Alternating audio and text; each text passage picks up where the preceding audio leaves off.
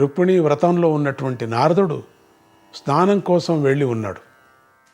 ఆయన తన స్నానాదులు త్వరగా పూర్తి చేసుకొని శ్రీకృష్ణుడి ముందు వాలాడు.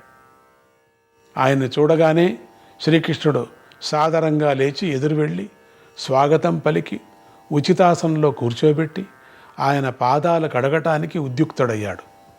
అది గమనించిన సత్యభామాదేవి తానే మహర్షి పాదాలు కడగటానికి ముందుకు వచ్చింది. శ్రీకృష్ణుడు స్వయంగా నీళ్లు పోసి ఆమెకు సహకారం చేశాడు. ఆ విధంగా శ్రీకృష్ణుడు సత్యభామకు నారదుడి మీద ఉన్నటువంటి కోపాన్ని పోగొట్టేశాడు. చూసారా? ఆ తరువాత శ్రీకృష్ణుడు స్వయంగా పాయస పాత్ర తెచ్చి నారద మహర్షికి ఇచ్చి ప్రార్థించాడు. నారదుడు దాన్ని మహాప్రసాదంగా భావించి ఎప్పుడూ తాగనట్టుగా తాగాడు. ఆ విధంగా మహర్షి భోజనం పూర్తయ్యాక శ్రీకృష్ణుడు ఆయనకి పాదాభివందనం చేశాడు. సత్యభామ ఆయనతో కలిసి తాను కూడా చేసింది. వెంటనే నారద మహర్షి, దేవి, నువ్వు సహజంగానే పతివ్రతవు, ఇంకా ఉత్తమ పతివ్రతవు అవుదువుగాక. నువ్వు ఇప్పటికే నీ భర్తకు ఇష్టమైన దానివి, ఇప్పుడు నా తపోబలం వల్ల మరింత ఇష్టమైన దానివి అవుదువుగాక అని ఆశీర్వదించాడు. ఈ ఆశీర్వచనాలతో సత్యభామ పూర్తిగా పొంగిపోయింది. నారద మహర్షి ముందు మరింత వినయంగా వంగి వంగి వంగి వంగి వంగి నమస్కారం చేసింది. అప్పుడు నారద మహర్షి శ్రీకృష్ణుడికి ఇలా విన్నవించాడు.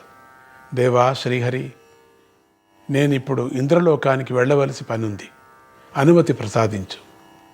దేవేంద్రుడు ప్రతి నెల మాహేశ్వరుడి పూజ కోసం ఒక గొప్ప ఉత్సవాన్ని ఏర్పాటు చేస్తూ ఉంటాడు. ఈ పూజ ఉత్సవాన్ని చూడటానికి మహాదేవుడు పార్వతీ సమేతుడైనటువంటి స్వయంగా అక్కడికి వస్తాడు. కానీ బహిరంగంగా కనిపించడు. ఈ నెల పూజోత్సవానికి రమ్మని దేవేంద్రుడు నన్ను స్వయంగా ఆహ్వానిస్తూ నా చేతికి ఒక పారిజాత పుష్పాన్ని బహుమతిగా ఇచ్చాడు. ఈ పారిజాత వృక్షం యొక్క ఉత్పత్తి విధానమే చాలా అపూర్వమైనది. అది ఏమిటంటే, పూర్వం దేవమాత అయిన అదితీదేవి తన భర్త అయిన కశ్యప ప్రజాపతికి చాలా విశేషమైన సేవలు చేసింది. కశ్యప ప్రజాపతి దానికి సంతోషించి ఏదైనా వరం కోరుకోమన్నాడు. అప్పుడు అదితీదేవి, స్వామి, నేను నిత్యము సౌభాగ్యవతగా ఉండేలాగా నాకేదైనా ఒక విశేషమైన ఒక వస్తువును ప్రసాదించండి. ఆ వస్తువు నా దగ్గర ఉంటే నేను కోరిన ఆభరణాలు, నేను కోరిన నృత్య గీతాదులు నాకు లభించాలి స్వామి. అంతేకాదు, ఆ వస్తువు నా దగ్గర ఉన్నంతకాలం నేను నిత్యము కన్యగానే ఉండాలి, దాన ధర్మశీలులుగా ఉండాలి, పతిభక్తి తరగని దానిగా ఉండాలి. ఇలాంటి వస్తువును నాకు ప్రసాదించండి అని అదితీదేవి కోరింది. ఆ మాటలు విని కశ్యప ప్రజాపతి కొంచెం సేపు ఆలోచించి, దేవి, నీ కోసం ఒక నూతన దేవవృక్షాన్ని సృష్టి చేస్తున్నాను. దీని పేరు పారిజాత వృక్షం. దీనికి ఎల్లప్పుడూ 3 శాఖలు ఉంటాయి. ఈ వృక్షం యొక్క పువ్వులు లోకోత్తరంగా ఉంటాయి. ఈ పుష్పాన్ని నువ్వు ధరిస్తే నువ్వు ఇప్పుడు కోరిన కోరికలన్నీ తీరుతాయి. కనుక నీ కోసం సమస్త దేవతా వృక్షాల సారాంశాన్ని కలిసి ఈ పారిజాత వృక్షంగా నేను సృష్టి చేస్తున్నాను అని కశ్యప ప్రజాపతి నూతన సృష్టి చేసి తన ప్రియపత్ని యొక్క వరాన్ని సార్థకం చేశాడు. దేవా శ్రీహరి, కశ్యప ప్రజాపతి ఆ వృక్షాన్ని సృష్టించినది చాలక తన భార్యకు పుణ్యక వ్రతం అనే ఒక అపూర్వ వ్రతాన్ని ఉపదేశించాడు. ఆ వ్రత విధానంలో పతివ్రత అయిన స్త్రీ తన భర్తను ఎవరైనా ఉత్తమ బ్రాహ్మణుడికి దానం చేసి మళ్ళీ ఆ బ్రాహ్మణుడికి ఎంతో కొంత మూల్యం చెల్లించి భర్తను తిరిగి కొనుక్కోవాలి. అలా చేస్తే ఆ భర్త ఆమెకు పూర్తిగా స్వాధీనమైపోతాడు. ఇది ఈ వ్రతంలో ఉండే విశేషం. ఈ వ్రత విధానాన్ని విన్న అదితీదేవి ఆ వ్రతాన్ని ఆచరించి తన భర్త అయిన కశ్యపుణ్ణి పూలమాలతో ఈ పారిజాత వృక్షానికే కట్టేసి నాకు దానంగా ఇచ్చింది. ఆ తర్వాత నేను ఎంతో కొంత మూల్యం ఆమె దగ్గర నుంచి తీసుకొని ఆమె భర్తను ఆమెకి ఇచ్చేశాను. అతిథీదేవి యొక్క పెద్ద కోడలైన సచీదేవి ఈ వ్రతాన్ని చూసి తాను కూడా ఈ వ్రతం చేస్తానని పట్టుబట్టింది. ఆవిడ కూడా దేవేంద్రుణ్ణి నాకే దానం చేసింది. మళ్ళీ తిరిగి తీసేసుకుంది. ఆ తర్వాత చంద్రుని పత్నుల్లో రోహిణి ఈ వ్రతం చేసింది. అష్టదిక్పాలకుల్లో కుబేరుని పత్ని అయినటువంటి బుద్ధిదేవి కూడా ఈ వ్రతం చేసింది. ఈ పారిజాత వృక్షానికే మందార వృక్షమని, దేవదార వృక్షమని, కోవిదార వృక్షమని అనేక పేర్లున్నాయి. ఇంతకు చెప్పవచ్చింది ఏమిటంటే, అలాంటి పారిజాత పుష్పాన్ని నాకు బహుకరించి మహేశ్వర పూజకు రమ్మని దేవేంద్రుడు నన్ను ఆహ్వానించి ఉన్నాడు. కనుక నేను వెళ్ళకపోతే బాగుండదు, నువ్వు అనుమతిస్తే నేను బయలుదేరుతాను అన్నాడు. నారద మహర్షి యొక్క సుదీర్ఘ ప్రసంగంలోని భావానికి సంతోషించి శ్రీకృష్ణుడు మహర్షికి ఇలా విన్నవించాడు. దేవర్షి, మీకు నా అనుమతి ఏమిటి? మీ బయలుదేరవచ్చు. కానీ నా విన్నపం ఒకటి, దేవేంద్రుడికి మీరు వినిపించాలి. దయచేసి నేను చెప్పబోయే మాటలను నా ఆజ్ఞగా చెప్పకండి, నా విన్నపం అని ప్రత్యేకంగా చెప్పండి. ఇంతకు విన్నపం ఏమిటంటే, పూర్వం అదితీదేవి పారిజాత వృక్షంతో సహా తన భర్తను దానం చేసి మళ్ళీ తిరిగి పొందింది. దానివల్ల ఆమె ఎంతో సమున్నత స్థాయికి చేరిందో ప్రత్యక్షంగా కనిపిస్తూనే ఉంది కదా. నా భార్య సత్యభామాదేవి కూడా ఆ వ్రతాన్ని అలాగే ఆచరించాలని కోరుకుంటూ ఉంది. కనుక ఆ వ్రతం పూర్తయ్యే వరకు మీరు దయతో ఆ పారిజాత వృక్షాన్ని మా ద్వారకా పట్టణానికి పంపిస్తే వ్రతం పూర్తి కాగానే దాన్ని మీకు సమర్పించేస్తాను. నారద మహర్షి, ఇది నా విన్నపం, దీన్ని మీరు దేవేంద్రుడికి విన్నపించండి. నా పని సానుకూలమయ్యేటట్టుగా ప్రయత్నం చేయాలి. ఇలాంటి రాయబారాలు చేయటంలో మిమ్మల్ని మించిన వారు లేరు. ఈ విషయంలో నాకు మీ మీద పూర్తి నమ్మకం ఉంది అన్నాడు కృష్ణుడు. ఈ మాటలు విన్న నారద మహర్షి పకపక పకపక పకపక నవ్వి ఇలా అన్నాడు. ఓ యదుశ్రేష్ఠ, నువ్వు చెప్పింది చెప్పినట్టే చెబుతాను, కానీ ఆ దేవేంద్రుడు దానికి ఒప్పుకుంటాడని నేను అనుకోను. చెబుతాను వినండి. ఎందుకో, పూర్వము క్షీరసాగర మథనం చేసినప్పుడు అమృతంతో పాటు ఈ కల్పవృక్షం మళ్ళీ పుట్టింది. అప్పుడు దేవదానుడైనటువంటి శంకరుడు ఆ వృక్షం తనకు కావాలని నా ద్వారానే కబురు చేశాడు. నేను వెళ్ళి ఆ మాట దేవేంద్రుడికి చెప్పాను. కానీ దేవేంద్రుడు దానికి ఒప్పుకోక తానే స్వయంగా మహాదేవుడి దగ్గరకు వచ్చి ఈ పారిజాత వృక్షం మా సచీదేవికి కావాలి అని దీనంగా విజ్ఞాపన చేశాడు. మహాదేవుడు వళాశంకరుడు గనక సరే తీసుకుపో అని వదిలేశాడు. సాక్షాత్తుగా శంకరుడు అంతటివాడు అడిగితేనే ఇవ్వని దేవేంద్రుడు మానవుడు అడిగితే ఇస్తాడా? అయితే మహాదేవుడి మాటను కాదన్నందుకు పార్వతీదేవికి కొంచెం అప్రీతి కలిగింది. ఆమె అప్రీతిని తొలగించడం కోసం మహాదేవుడు మందర పర్వత లోయల్లో 400 మైళ్ళ వైశాల్యం ఉన్న సమప్రదేశంలో ఒక పరిపూర్ణ పారిజాత వనాన్ని సృష్టి చేసి పార్వతీదేవికి కానుగ్గా ఇచ్చాడు.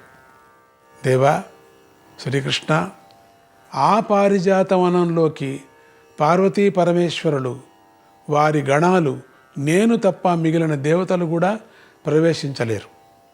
అయితే అంధకాసురుడు అనేటువంటి రాక్షసుడు బోళాశంకరుడి దగ్గర విశేష వరాలు కొట్టేసి దాంతో గర్వం తలకెక్కి ఎవరు చెప్పినా వినుకోకుండా ఈ పారిజాత వనంలోకి ప్రవేశించాడు. ఈ అంధకాసురుడి బలం వృత్రాసురుడు కంటే 10 రెట్లు ఎక్కువగా ఉండేది. అందువల్ల వాడిని ఎవరూ ఆపలేకపోయారు. అప్పుడు మహాదేవుడే స్వయంగా పూనుకొని అంధకాసురుణ్ణి సంహరించవలసి వచ్చింది. ఇదంతా ఎందుకు చెబుతున్నానంటే, అక్కడ శంకరుడు, ఇక్కడ దేవేంద్రుడు కూడా పారిజాత వృక్షాన్ని అంత జాగ్రత్తగా కాపాడుకుంటున్నారు. అందుకే దేవేంద్రుడు నీకు ఆ వృక్షాన్ని ఇవ్వడు అని నేను చెబుతున్నాను. ఈ మాట చెప్పడానికి నాకు బాధగానే ఉంది. అయినా నీ దగ్గర నిజం చెప్పక తప్పదు అన్నాడు నారదుడు. ఈ మాటలు విని శ్రీకృష్ణుడు మళ్ళీ ఇలా మనవి చేశాడు. నారద మహర్షి, చిన్నవాడులే అనే ఉద్దేశంతో సృష్టి స్థితి లయకర్త అయినటువంటి శంకరుడు ఇంద్రుడితో ఆ విధంగా ప్రవర్తించి ఉండడం సముచితంగానే ఉంది. మరి నేను ఇంద్రుడికి చిన్న తమ్ముడిని కదా, ఆయన కూడా నన్ను శివుడిలాగే లాలించాలి కదా. తన సొంత కొడుకైన జయంతుణ్ణి ఎలా లాలిస్తాడో అలాగే దేవేంద్రుడు నన్ను లాలించాలి కదా. సరే మహర్షి, మీ ప్రయత్నం మీరు చేయండి. మీరు సమర్థులు. సత్యభామకు పారిజాత వృక్షం తెచ్చి ఇస్తానని, పుణ్యక వ్రతం చేస్తానని నేను వాగ్దానం చేసి ఉన్నానయ్యా. నేను ఇంతవరకు అబద్ధం చెప్పి ఉండలేదు. నా ప్రతిజ్ఞాభంగం నేను చేసుకోలేను. నేనే ప్రతిజ్ఞాభంగం చేస్తే, నేనే అసత్యం చెప్పిస్తే ప్రజలంతా నన్నే అనుసరించరా. మరో మాట కూడా మనవి చేస్తున్నాను. ఒకవేళ దేవేంద్రుడు పారిజాత వృక్షాన్ని ఇవ్వనని మొండికెత్తితే, అవసరమైతే ఆయన గుండెల మీద నా కౌమాదికి గదను ప్రయోగించి అయినా సరే నేను నా పని సాధించుకుంటాను. సామోపాయంతో చెప్పి చూడండి, నా పక్షాన బ్రతిమాలండి. ఆయన పూర్తిగా లొంగకపోతే నా నిశ్చయమేమిటో కూడా ఆయనకు చెప్పండి అన్నాడు. నారద మహర్షి సరే అని స్వర్గానికి బయలుదేరాడు, వెళ్ళిపోయాడు. అక్కడ మాహేశ్వరోత్సవం అత్యంత వైభవంగా జరిగింది. ముల్లోకాల్లోని మహాత్ములు వచ్చారు. పార్వతీ సహితుడైన పరమేశ్వరుడు కూడా రుద్రగణ పరమేష్ఠితేజుడై అదృశ్య రూపంలో అక్కడ సన్నిహితుడై ఉన్నారు. దేవతల పూజలు, గంధర్వుల గాన సేవలు, అప్సరసల నాట్య సేవలు మొదలైనటువంటి మహోత్సవాలన్నీ అద్భుతంగా జరిగాయి. ఉత్సవమంతా పూర్తి అయ్యాక శంకర భగవానుడితో సహా వచ్చిన వారంతా తమ తమ స్థానాలకు వెళ్ళిపోయారు. అప్పటిదాకా ఓపికగా కాచుకొని కూర్చున్న నారద మహర్షి దేవేంద్రుని ఏకాంతంగా కలిసి శ్రీకృష్ణ సందేశం వినిపించడం ప్రారంభించాడు. దేవేంద్ర, నేను ఇప్పుడు శ్రీకృష్ణుడి యొక్క దూతగా నీ దగ్గరకు వచ్చాను. రైవకాద్రి మీద రుక్మిణీదేవి వ్రత ఉద్యాపన చేసుకుంటున్న ఉత్సవానికి నేను అతిథిగా వెళ్ళి నువ్వు నాకు అంతకు ముందు ఇచ్చిన పారిజాత పుష్పాన్ని శ్రీకృష్ణుడికి సమర్పించాను. ఆ సందర్భంగా పారిజాత వృక్ష మహిమని, పుణ్యక వ్రత మహిమని, అదితి శచీదేవి మొదలైన వారు పుణ్యక వ్రతం చేసిన విధానాన్ని నేను వారికి వివరించి చెప్పాను. ఆ మాటలన్నీ వినేసరికి శ్రీకృష్ణుడి ప్రియపత్ని అయినటువంటి సత్యభామకు ఆ పుణ్యక వ్రతం చేయాలనే కోరిక పుట్టింది. దానికి శ్రీకృష్ణుడు అంగీకరించి స్వర్గం నుంచి పారిజాత వృక్షం తెచ్చి సత్యభామకు ఇస్తానని ప్రతిజ్ఞ చేశాడు. అలా ప్రతిజ్ఞ చేసిన శ్రీకృష్ణుడు నా ద్వారా ఈ సందేశాన్ని పంపిస్తున్నాడు. దేవేంద్ర, ఇందులో నా సొంత మాటలు ఏమీ లేవయ్యా. శ్రీకృష్ణుడు ఏం చెప్పాడంటే, ఓ దేవేశ్వర, నీ మరదల యొక్క కోరికను నువ్వు సఫలం చేసి పెట్టు. మానవలోకంలోని ప్రజలను పారిజాత వృక్షాన్ని ఒకసారి చూడని అని చెప్పాడు. నారదుడు చెప్పిన సందేశం విన్న దేవేంద్రుడు ఒక్క క్షణం ఆలోచించి ఇలా ప్రసంగించాడు. నారద మహర్షి, శ్రీకృష్ణుడు సందేశాన్ని చెప్పినట్లుగానే దయచేసి నా సందేశాన్ని కూడా తీసుకువెళ్ళి ఆయనకు విన్నవించు. సందేశం వినిపించే ముందర నా పక్షాన కుశల ప్రశ్నలు మొదలైనవి వేసి శ్రీకృష్ణుడి ప్రసన్నం చేసుకొని అప్పుడు నా సందేశం వినిపించు. నా సందేశం ఇంకా ఇలా వినిపించు. ఓ అచ్యుత శ్రీహరి, ముల్లోకాలకి నా తరువాత నువ్వే రాజువి. ఈ స్వర్గలోకంలో ఉన్న పారిజాత వృక్షాది మహారత్నాలన్నీ నీవే. అయితే నువ్వు భూభారాన్ని తగ్గించడం కోసం దేవసభలో ప్రతిజ్ఞ చేసి మానవ రూపంలో భూలోకానికి వెళ్ళి ఉన్నావు. ముందు ఆ ప్రతిజ్ఞ పూర్తి అయ్యి నువ్వు మళ్ళీ వైకుంఠానికి చేరిన తర్వాత అప్పుడు సత్యభామ కోసము నువ్వు చేసిన ప్రతిజ్ఞ సఫలమయ్యేటట్టు మనం చేద్దాం. స్వర్గంలోకంలోని విశిష్ట వస్తువులను స్వల్ప ప్రయోజనాల కోసం మానవలోకానికి తీసుకుపోవాదనే నియమాన్ని నువ్వే ఏర్పాటు చేసి ఉన్నావు. బ్రహ్మదేవుడు కూడా ఈ నియమాన్ని ఆమోదించున్నాడు. ఆ నియమాన్ని నువ్వే భంగం చేయడం, తీసుకువెళ్ళకూడదు. దేవత వస్తువులు తీసుకువెళ్ళకూడదు, కొన్ని నియమం ఉంది. నువ్వే నియమం పెట్టావు. అది కూడా ఒక స్త్రీ కోసం ఇంత పని చేయటం స్వర్గలోక నివాసులు ఎవరికీ సమ్మతంగా ఉండదు. పైగా శ్రీకృష్ణుడు శ్రీదాసుడయ్యాడనే అపనింద నీకు పడుతుంది. మానవలోకవాసులకి పారిజాత వృక్షాన్ని ఒకసారి చూపించు అని నువ్వు అంటున్నావు. అలా చూపించేస్తే మానవలోకవాసులకు స్వర్గలోకం మీద ఉండే గౌరవం తగ్గిపోదా? ఆ గౌరవం తగ్గిపోతే వారు దేవతలను పూజించడం మానివేయరా? వారు ఆ పూజలు మానేస్తే త్రిలోక నిర్వహణ చక్రం దెబ్బతినదా? ఇలాంటి పని నువ్వు చేయవచ్చునా? నువ్వు ప్రస్తుతం మానవుడిగా ఉన్నావు కనుక నువ్వు మానవులోక సుఖాలే పరిమితమై ఉంటే బాగుంటుంది అని అన్నాడు ఇంద్రుడు. దేవేంద్రుడు ఇంకా ఏదో చెప్పబోతున్నాడు. నారద మహర్షి మధ్యలో అడ్డంపడి ఇలా అన్నాడు, నువ్వు ఒప్పుకోవని నేను ముందే చెప్పానయ్యా. పూర్వం సాక్షాత్తుగా శంకరుడు అడిగినా ఇవ్వలేదని కూడా చెప్పానయ్యా. కానీ ఆ శ్రీకృష్ణుడు ఆ మాట చెప్పినందుకు నా మీదే చుర్రు బుర్రులాడాడు. శ్రీకృష్ణుడు ఎంత దూరం పోయాడంటే అవసరమైతే దేవేంద్రుడి గుండెల మీద కౌమోదికి గదా ప్రహారం చేసి అయినా సరే నా ప్రతిజ్ఞను నేను నెరవేర్చుకుంటాను అన్నాడు. దేవేంద్ర, ఈ మాట ముందే చెప్పడం దేనికని నేను చెప్పలేదు. ఇప్పుడు చెప్పక తప్పలేదు. దేవేంద్ర, నేను నీకు హితుణ్ణి కనుక ఒక మాట చెప్పక తప్పదు. ఆ శ్రీకృష్ణుడితో పేచీ పెట్టుకొని మనం నెగ్గలేం. పారిజాత వృక్షాన్ని ద్వారకా నగరానికి పంపించడమే ఉత్తమమని నా అభిప్రాయం. తర్వాత నీ ఇష్టం అన్నాడు నారదుడు.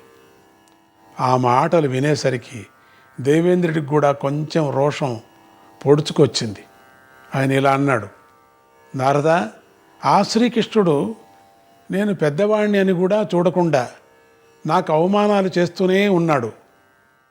అయినా నేను సర్దుకుపోతూనే ఉన్నాను. దేవకార్యం నిర్వహించడం కోసం అతడు భూలోకం వెళ్ళిన మాట నిజమే. అంత మాత్రం చేత అతడు తన పెద్దన్నయ్యకు ప్రతికూలంగా ప్రవర్తించాలా? నారాయణ నారాయణ, హరే కృష్ణ.